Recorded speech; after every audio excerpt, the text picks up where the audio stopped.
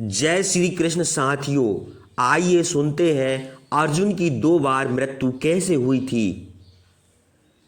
एक समय की बात है, मैं ऋषि वेद व्यास और श्री कृष्ण के कहने पर पांडवों ने अश्वमेध यज्ञ का आयोजन किया। पांडवों ने शुभ मुहूर्त देखकर यज्ञ का शुभारंभ कर दिया और अर्जुन को रक्षक बनाकर घोड़ा छोड़ दिया।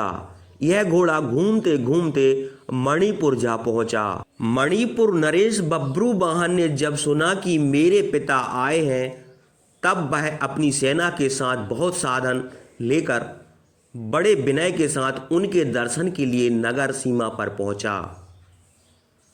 मणिपुर नरेश को इस प्रकार आया देख अर्जुन कुपित होकर बोला, बेटा तेरा यह ढंग ठीक नहीं है।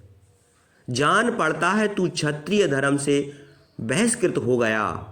मैं महाराज युधिष्ठिर के अश्व की रक्षा करते हुए तेरे राज्य के भीतर आया हूं, फिर तू मुझसे युद्ध क्यों नहीं करता? क्षत्रिय का धर्म है युद्ध करना।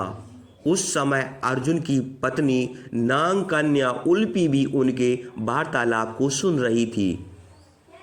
उन्होंने बब्रुवाहन से कहा, तुम्हारे पिता गुरुकुल के श्रेष्ठ वीर और युद्ध के मध्य में उन्मत्त रहने वाले हैं, अतः उनके साथ अवश्य युद्ध करो। ऐसा करने से वह तुम पर प्रसन्न होंगे। यह सुनकर बब्रुवाहन ने अपने पिता अर्जुन से युद्ध किया। तब अर्जुन और बब्रुवाहन के बीच घोर युद्ध हुआ। कहते हैं कि इस युद्ध में बब्रुवाहन मूर्छित हो गए और अर्जुन मारे गए। अर्जुन के मारे जाने का समाचार सुनकर रणभूमि में अर्जुन की पत्नी चित्रगंधा पहुंचकर विलाप करने लगी। वह उल्पी से कहने लगी कि तुम्हारी ही आज्ञा से मेरे पुत्र बब्रुवाहन ने अपने पिता से युद्ध किया है। चित्रगंधा के रोते हुए उल्पी ने कहा कि तुम धर्म की जानकार हो बहन, मैं तुमसे अर्जुन के प्राणों की भीख मांगती हूँ। चित्रगंधा ने उल्पी को कठोर और विनम्र दोनों तरह से वचन कहे। अंत में उसने कहा कि तुम ही मेरे बेटे को लड़ाकर उनकी जान ली है। मेरा बेटा भले ही मारा जाए, लेकिन तुम अर्जुन को जीवित करो, अन्यथा मैं भी अपने प्राण त्याग दूंगी। तभी मूर्छित बब्रुवाहन को होश आ गया। उसने देखा कि उसकी मां अर्जुन के पास बैठकर विलाप कर रही है और माता उल्पी भी पास ही खड़ी है।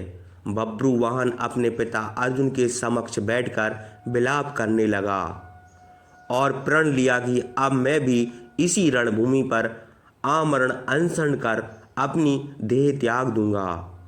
पुत्र और मां के विलाप को देखकर उल्पी का हृदय भी पसीज गया।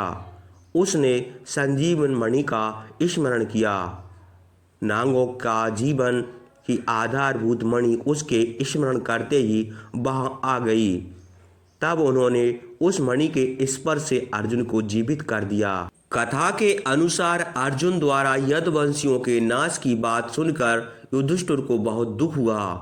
महर्षि वेदव्यास की बात मानकर द्रौपदी सहित पांडवों ने राजपाट त्याग कर सहशरीर स्वर्ग जाने का निश्चय किया। यात्रा करते करते पांडव हिमालय तक पहुंच गए। हिमालय के दुर्गम क्षेत्र में द्रौपदी लड़खड़ाकर गिर पड़ी।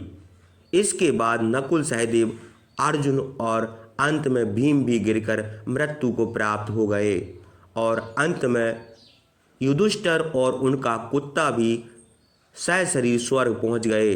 तो इस तरह अर्जुन की द्वारा से मृत्यु हुई। जय श्री कृष्ण।